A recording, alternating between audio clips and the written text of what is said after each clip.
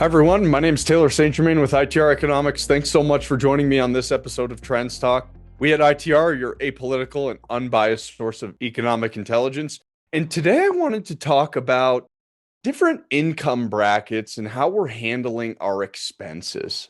Now, we know that consumer spending is very important for the US economy. About two-thirds of GDP is consumer spending. And we talk through data sets like retail sales, savings rates, personal income, a number of these indicators that have an impact on the consumer picture.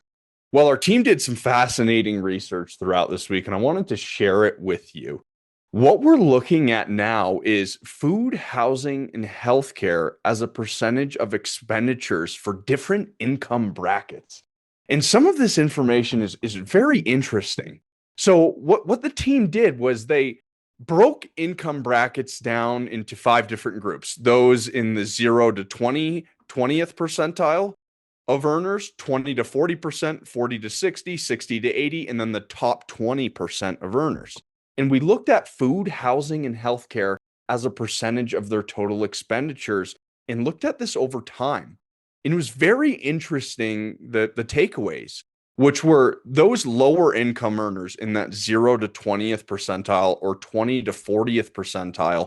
Food, housing, and healthcare are making up a larger percentage of their expenditures compared to history.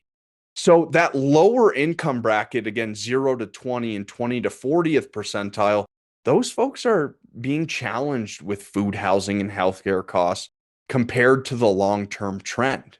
Now, those in the 40 to 60 group, 60 to 80th percentile, and the top 20% of our income earners, food, housing, and healthcare remains below the long run average for those folks. So, what does this data mean? It means that the lower income earners are running into a more challenging financial picture, especially when you're digesting their expenses on food, housing, and healthcare. It shows that the top 60% of earners in our country are those that are still flourishing from an expenditure perspective, at least seeing those costs below the long run average. We've talked about this before. It's really what we call the tale of two consumers, right? Which is that, yes, the top earners are doing quite well, the middle to upper income earners, but it's those lower to middle income earners that are really getting crowded out at this point in time. So I think, there's a number of implications. This has implications on consumer spending. Now, the reality is the top 60% of earners are going to have a bigger impact on GDP growth. But as you're thinking about products and pricing, it's important to acknowledge that the bottom 40% of earners in our country are facing some significant affordability challenges.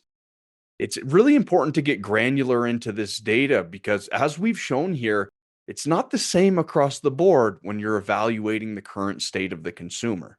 Now, again, from a GDP perspective, we do find it encouraging that the top 60% of earners are seeing food, housing, and healthcare below the long run average. That's going to drive economic growth, but let's not be naive to the fact that some people are really challenged in our country as it relates to some of these costs. This is the type of analysis that we need to be doing in these higher inflation environments that we're expecting moving forward. Understanding where the pockets of weakness in the economy are, understanding where the pockets of strength will be, and what that means for economic growth.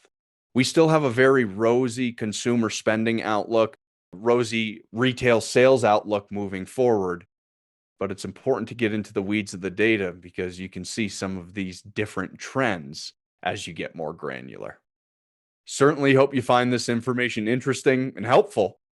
Please remember to like and subscribe to TrendsTalk wherever you listen to your podcasts, and I look forward to seeing you all in the next one. Thanks so much. Take care for now.